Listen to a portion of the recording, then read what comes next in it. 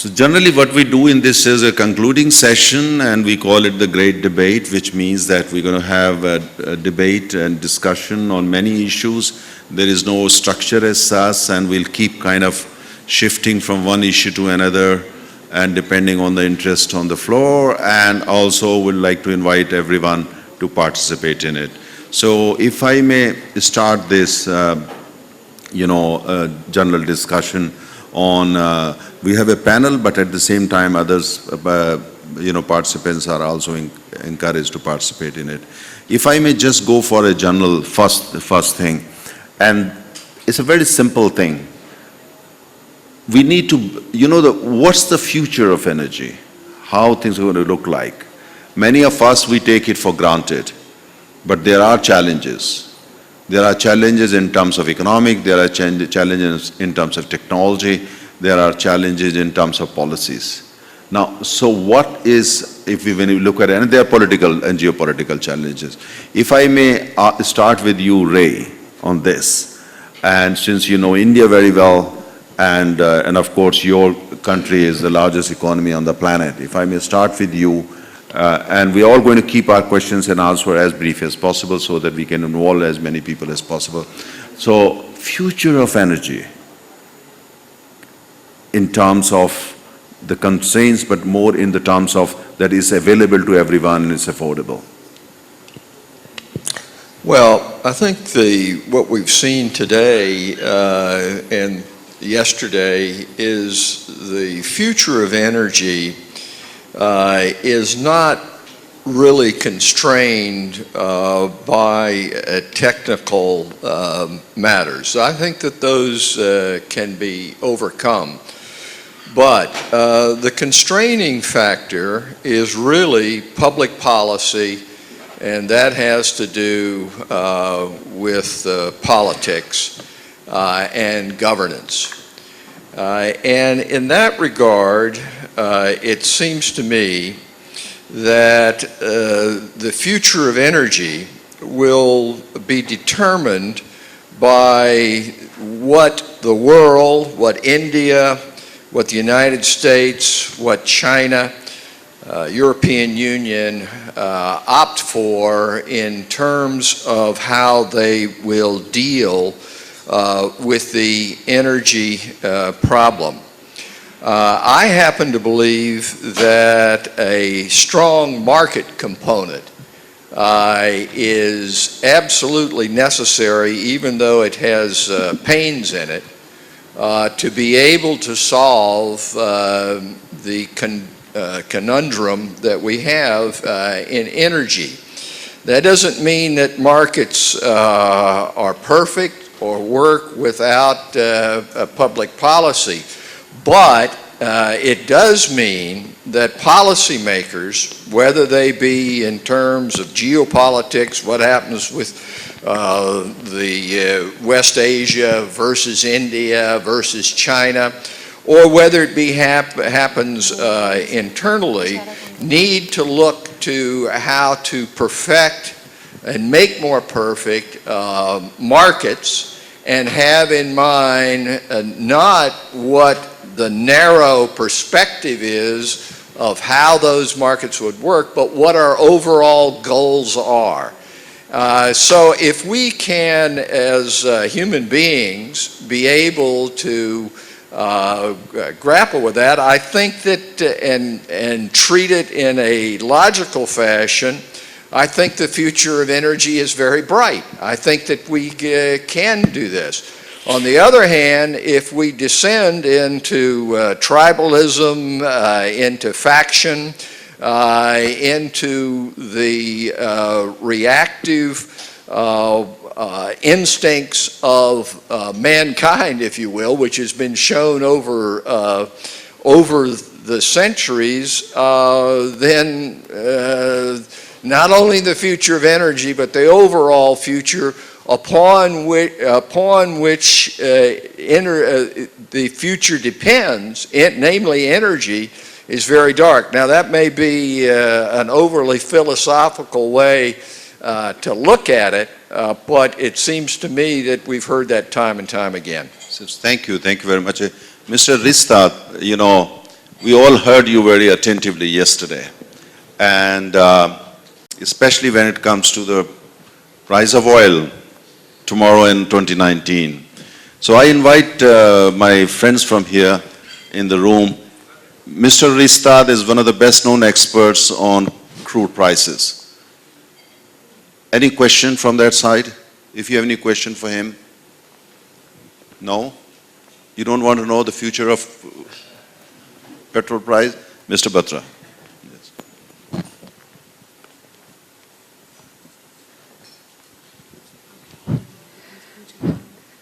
Please tell me the inside story. Are these prices really market prices or are they manipulated?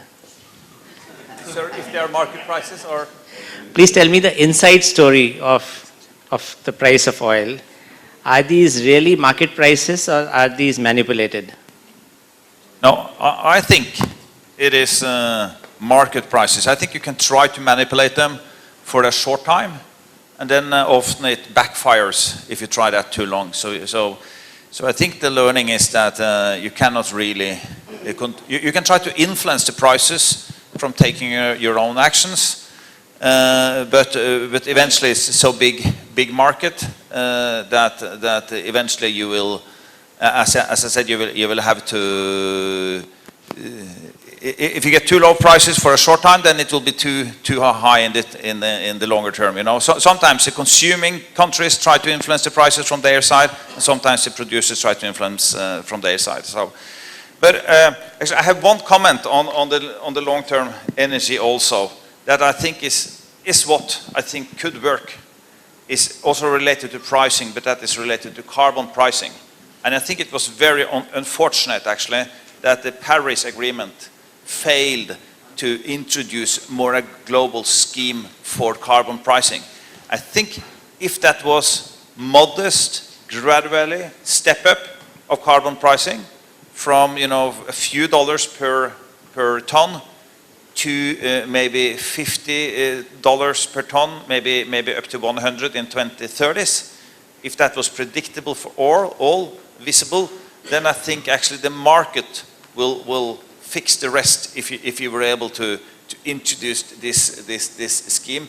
And I think then we would actually have a very kind of bright future to balance the needs from a climate perspective and for affordable oil, and then basically let the market kind of basically fix kind of this transition that we are facing. I think it's still some technology issues also that we need to resolve, especially storage from renewables, how to store that, and I think the solution is different from the different countries also. So that's also one comment I wanted to give. Yeah. You see, like Mr. N.K. Verma yesterday during the conversation on oil, Mr. N.K. Verma is Managing Director of ONGC Videsh. He made a remark, he said this, and many do that, still do that this climate change, global warming is a natural phenomenon. It's nothing to do with oil, nothing to do with fossil fuels, and it's just natural thing, and probably over a period of time it will just go away. And the earth is used to it. Earlier it used to be volcanoes and other things, other kind of eruptions, and now it's maybe petrol, diesel might be playing some role, but it has nothing to do with it. How many of you in the room agree with this kind of argument? There's global warming, climate change, nothing to do with oil and gas or air contamination and all that. It's just very natural. How many of you in the room, please raise your hand, those who agree with this? So Mr. N.K. Verma is alone. Interesting, very interesting, very interesting. If I may just ask one question to you, Mr. Batra. This idea that India should not be building any further coal-fired power plants, no coal-fired, which means that all the power plants which we have got and all which are under construction, they of course will keep on functioning. And typically the life of a coal power plant is between 30 to 40 years, am I right? Officially 25, but it goes on to 30. And okay, 30 years, which means in 30 years from now, let's say by 2040, 2045, we will not have coal-fired power plants in the country. No, what we gave in the National Electricity Plan was that coal-fired stations up to 2022, not a single megawatt is required because there's already a lot under construction. It'll easily meet the demand. What we said after 2022, we would require some. So it actually all depends on the economics. Suppose you have solar, wind in combination with battery, which will meet the entire demand, which means batteries which can store power over 8 hours, 10 hours, 12 hours economically. If that happens, then we will not require any. So we've left it to that. We've not said what will be required after 2022. After 2022, what we've said is we require so much capacity to meet the peak. Now, by whatever means we meet the peak is fine. So coal-based stations which are already in the construction, we want them to, I mean, we don't want them to stop midway because a lot of investment has been made. But to think about, of course, we'll have to think now if you want to set up a station after 2022 because it takes 4 years to construct.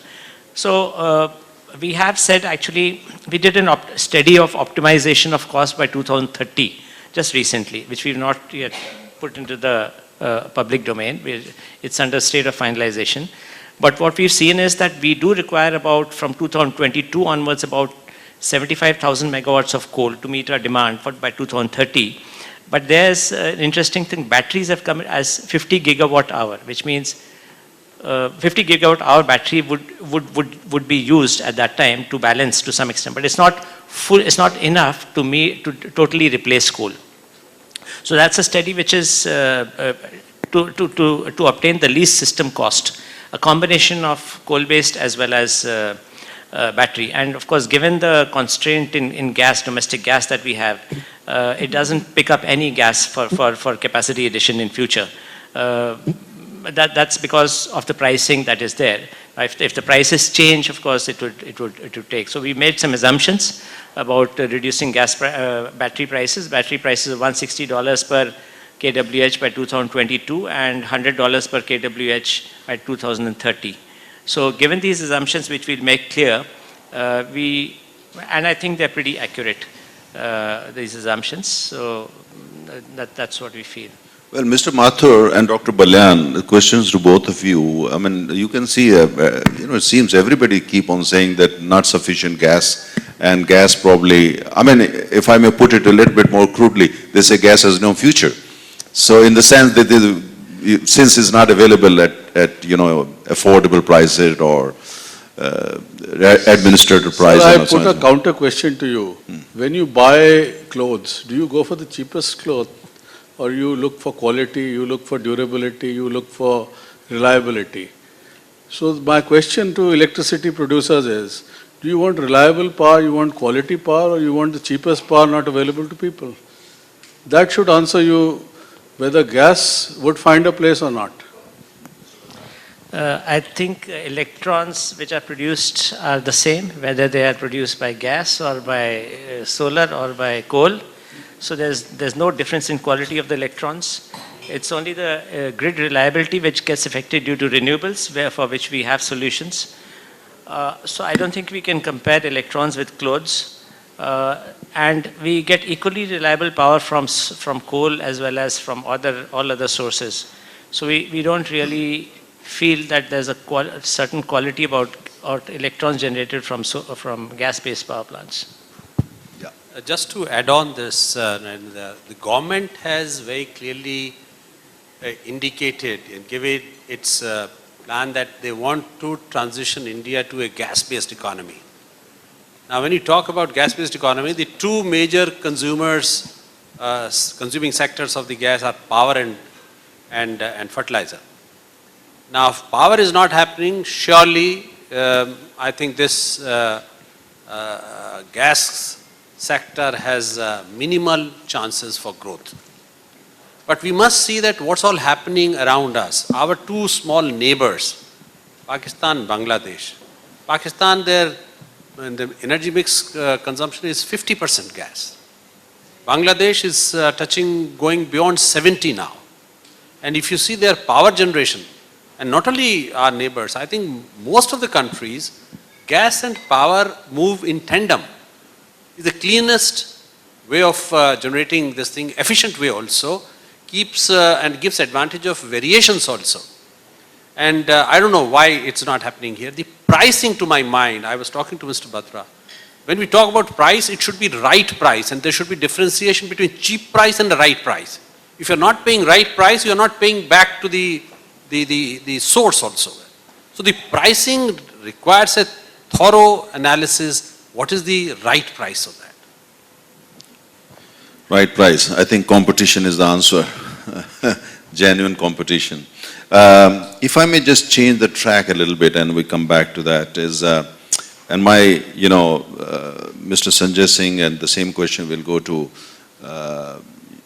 same question will go to Mr. Rajiv Sikri. You heard this morning,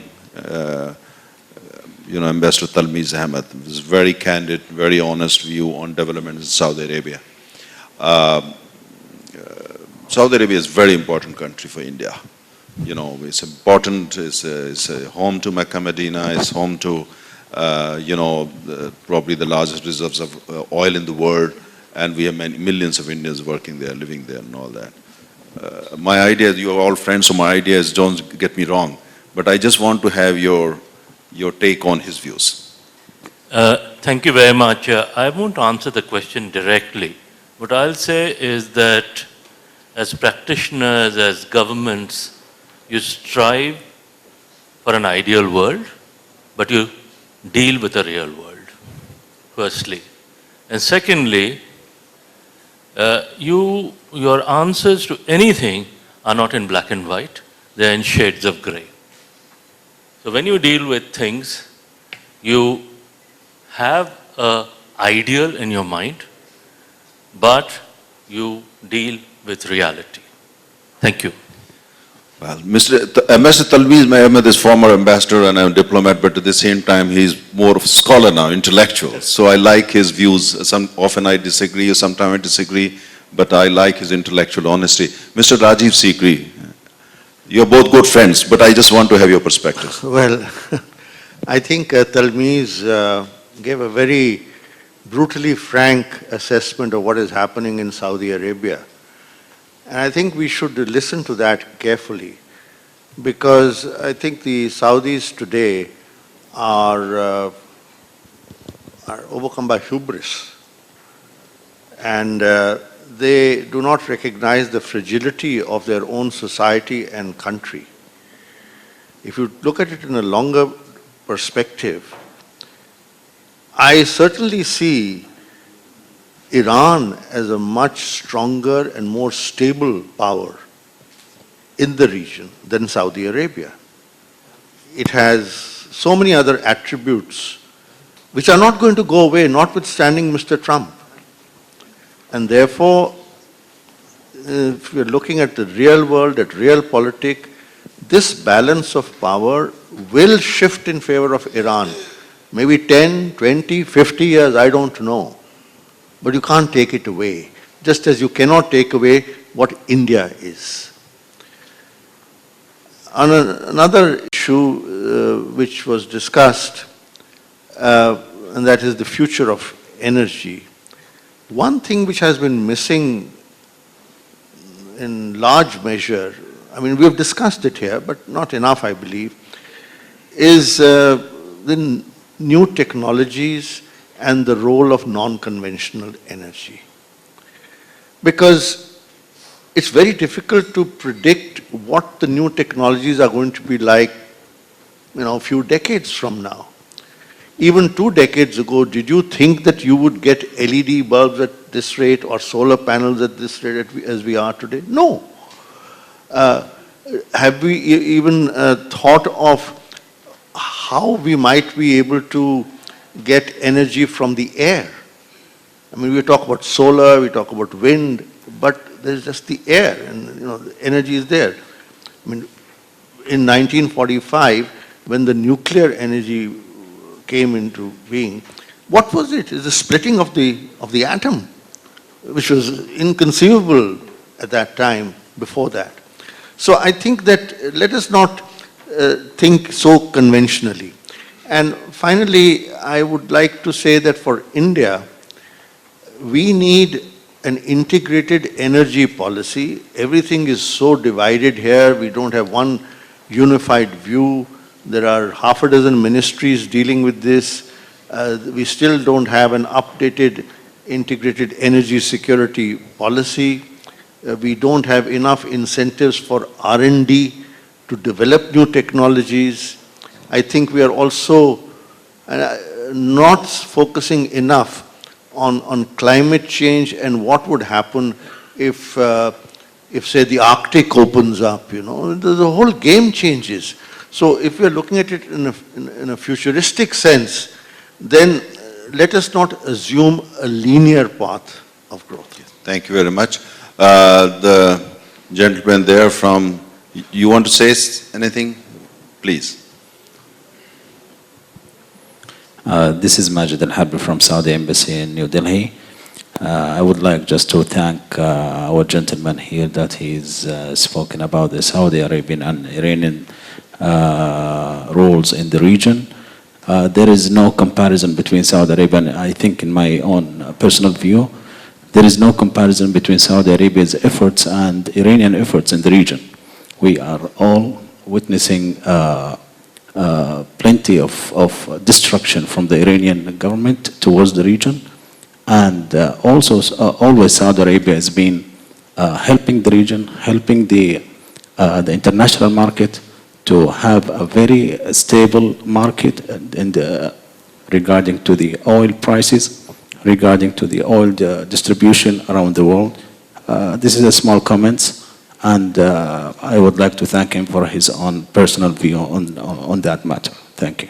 Thank you much. Very well. Thanks for your very valuable contribution. If I may come to you very briefly, Carol, just one thing.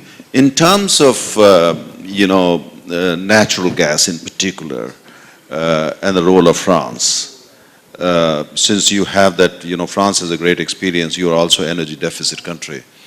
Is there some experience that you have in France in terms of bringing gas from wherever in the world, including Russia or other parts of the world, that you think can be useful for countries outside the European Union in terms of securing energy for future? It's a very good question.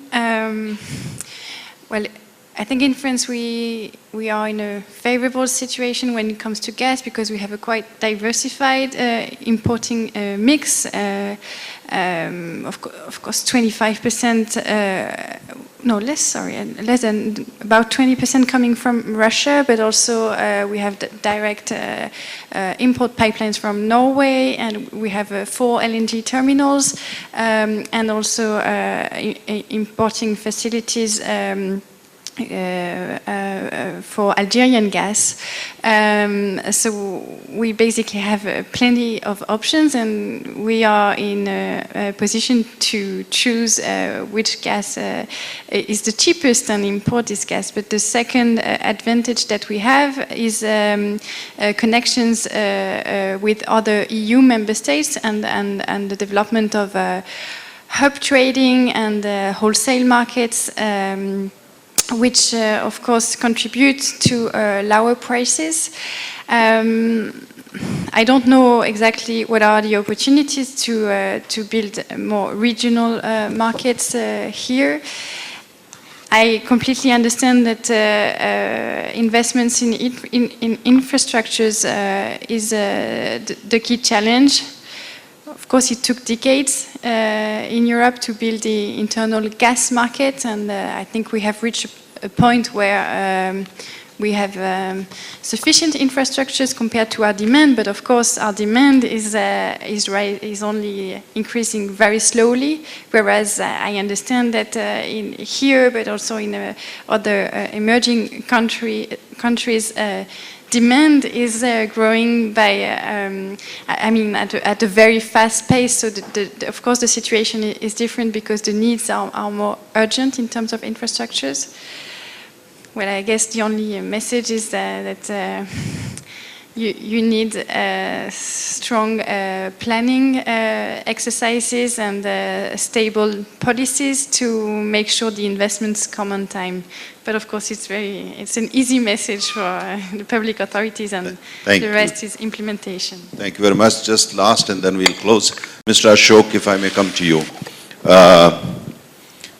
When we look at, future is in Asia in terms of energy. India, China, ASEAN countries, and down to Australia and others. But it looks like, the general impression is when I hear that it's actually the future, at least in the short term means 30 to 40 years, is going to be dominated by natural gas. In most geographies, most countries, that's how they're looking at it, including western part of the world. Many of us in India look differently these days. Are we kind of realistic, or you think the future is going to be actually completely different from the way, for instance, we are able to visualize